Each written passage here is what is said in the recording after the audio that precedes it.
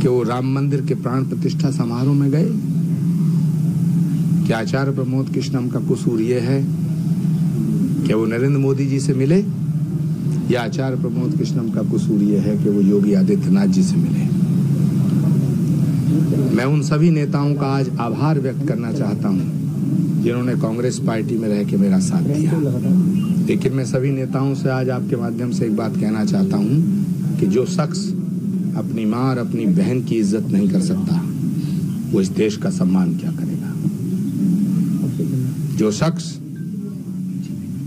अपनी विरासत को संभाल नहीं सकता, वो भारत को कैसे संभाल पाएगा? सब अपनी अपनी जगह सोचें, चिंतन करें। राजनीति छोटी है, राष्ट्र बड़ा है। हम एक दिन सब मिट जाएंगे, लेकिन ये राष्ट्र नहीं मिटना चाहिए, ये भारत नहीं मिटना चाहिए। मैं कांग्रेस पार्टी के उन नेताओं का भी आज आभार व्यक्त करता हूं जिन्होंने कांग्रेस से मुझे मुक्त करने की चिट्ठी जारी की है। बहुत बहुत धन्यवाद। अब ये माना जाए कि आपके नई पारी बीजेपी साथ शुरू होगी।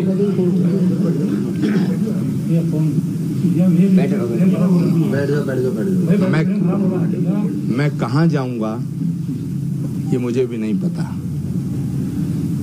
मुझे भगवान पे भरोसा है, वो जहां मुझे भेजेगा मैं वहां जाऊंगा। सर, आपने कहा कि आप प्रधानमंत्री के साथ कंधे से कंधा मिलाकर खड़े हैं, देश की तरक्की के लिए खड़े हैं। माना जा सकता है कि जिस तरह से आपने राजीव गांधी जी को वचन दिया था, अब मोदी जी को दिया जा रहा है, तो ये साकार होगा पूरा? आप बीजेपी का? मैं नरेंद्र मोदी जी के साथ हूं और नरेंद्र मोदी देश के साथ है। सर, आप लंबे समय कांग्रेस में रहे हैं, सीनियर पद पे रहे हैं। अब इतना लंबा अरसा गुजरने के बाद बहुत सारे दोस्त भी हो गए। जैसे कांग्रेस पार्टी ने कल अपना फैसला सुनाया, उसके बाद क्या लगता है कि कांग्रेस में भगदड़ मचेगी? मचेगी क्यों, मच रही है।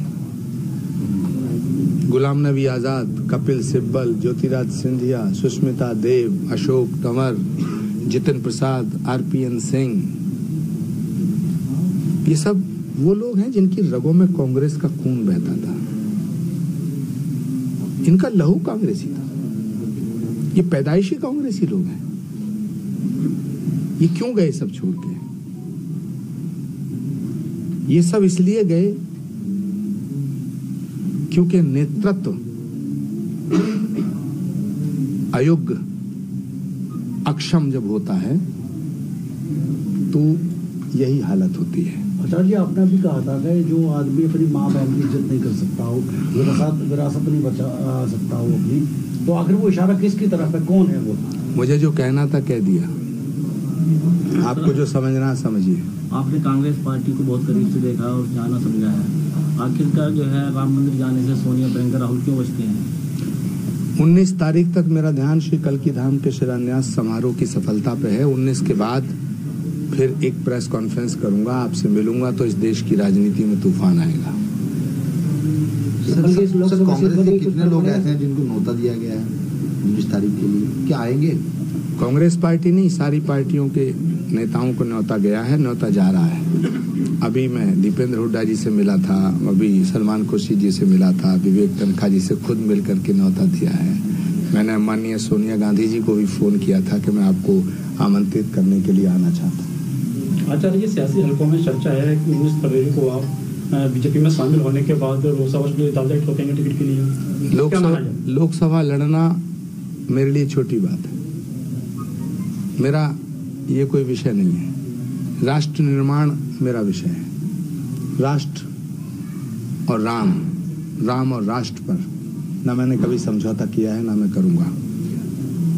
जिस पार्टी के लिए इतना लंबा समय आपने दिया, उस पार्टी के जो सीनियर नेता हैं वो कभी कल की उत्सव में नहीं आए। 17-18 साल से हम भी देख रहे हैं। सेकंड लेवल के सारे लोग, लेकिन गांधी परिवार से कभी कोई नहीं आया। लेकिन आपने पहली बार मुलाकात की प्रधानमंत्री से और उन्होंने पहली बार में आपका न्योता स्वीकार कर लिया, जबकि आप विरोधी दल के नेता थे, दूसरी पार्टी के नेता थे। तो इसमें कितना फर्क आपको महसूस हो रहा है? जिन्होंने राम के न्योते को ठुकरा दिया वो कल्कि धाम के न्योते को क्या स्वीकार करेंगे? सर आप इशारा वजह क्या है? कांग्रेस की क्या मजबूरी? मंदिर तो जाते हैं वो, लेकिन कल्कि धाम आने से परहेज है, अयोध्या जाने से परहेज है। क्या वजह? आप तो लंबे समय रहे हैं, उनकी कुछ नेचर आपको समझ में आई? उन्होंने सनातन को खत्म करने की कसम खाई है और हमें ये जिद है कि ये झंडा दुनिया में लहराएंगे। क्या कांग्रेस को डर है क्या उनका अल्पसंख्यक जो वोट बैंक है वो खिसक जाएगा मंदिर जाने से? अल्पसंख्यक हमारे भाई हैं। लेकिन कांग्रेस इस वजह से नहीं जाना चाहती। कांग्रेस क्या चाहती है और कांग्रेस क्या नहीं चाहती है, जो कांग्रेस का वर्तमान स्वरूप है, कांग्रेस की जो वर्तमान हालत है, उसके लिए मैं जिम्मेदार नहीं हूं। उसके लिए वो जिम्मेदार हैं जो पिछले 15 सालों से कांग्रेस के फैसले कर रहे हैं। ये सवाल उनसे पूछिएगा कि कांग्रेस की बर्बादी का कारण कौन है। ये सवाल पूछिएगा उनसे कि कांग्रेस की बर्बादी का कारण कौन है। क्या भगवान राम है, श्री कल्कि धाम है, या वो लोग हैं जो कांग्रेस के फैसले कर रहे थे, या वो लोग हैं जो कांग्रेस के फैसले ऐसे कर रहे थे जो देश की जनता को चुभ रहे थे। सर राजस्थान में भी सचिन पायलट के लिए आपने बयान दिया, आपने उनका समर्थन किया, प्रियंका गांधी के आप सलाहकार रहे, आखिरकार परिवार के सदस्य थे राहुल गांधी और प्रियंका गांधी, आप सलाहकार थे प्रियंका गांधी के। जो सलाह आपने दी हुई कि राहुल गांधी ने मानी नहीं मानी, आप इशारों में सारी बात कह देते हैं। सचिन पायलट जी का बहुत अपमान हुआ है, लेकिन भगवान शिव की तरह वो जहर पिए जा रहे हैं। उसी तरह प्रियंका गांधी जी की बड़ी तौहीन हो रही है। जब ऑल इंडिया कांग्रेस कमेटी के पदाधिकारियों की लिस्ट जारी हुई तो देश की आजादी के बाद आज तक किसी भी पदाधिकारी के सामने ये नहीं लिखा गया जो प्रियंका गांधी जी के सामने लिखा गया। आप पूछिएगा प्रियंका जी से कि क्या वो इस फैसले से खुश हैं। उनके आगे लिखा गया कि Priyanka Gandhi general secretary without any portfolio, यानी आप जनरल सेक्रेटरी हैं लेकिन कोई काम नहीं करेंगी।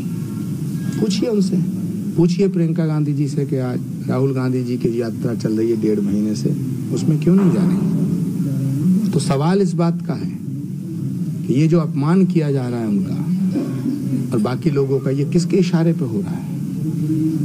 क्योंकि हमारे अध्यक्ष जी तो रबड़ स्टैंप हैं। सर आपको तो निष्कासित कर ही दिया है, क्या सचिन पायलट या और जो कांग्रेस के जिनके आप करीब रहे हैं उनकी जड़ी आपकी तक पहुंचेगी? सर इशारों में नहीं बताना, खुल के बोल देना थोड़ा। मैंने जो कहना था कह दिया। मैं व्यक्तिगत तौर बातें नहीं करना चाहता। मेरा आपसे निवेदन है कि व्यक्तिगत सवाल ना पूछें।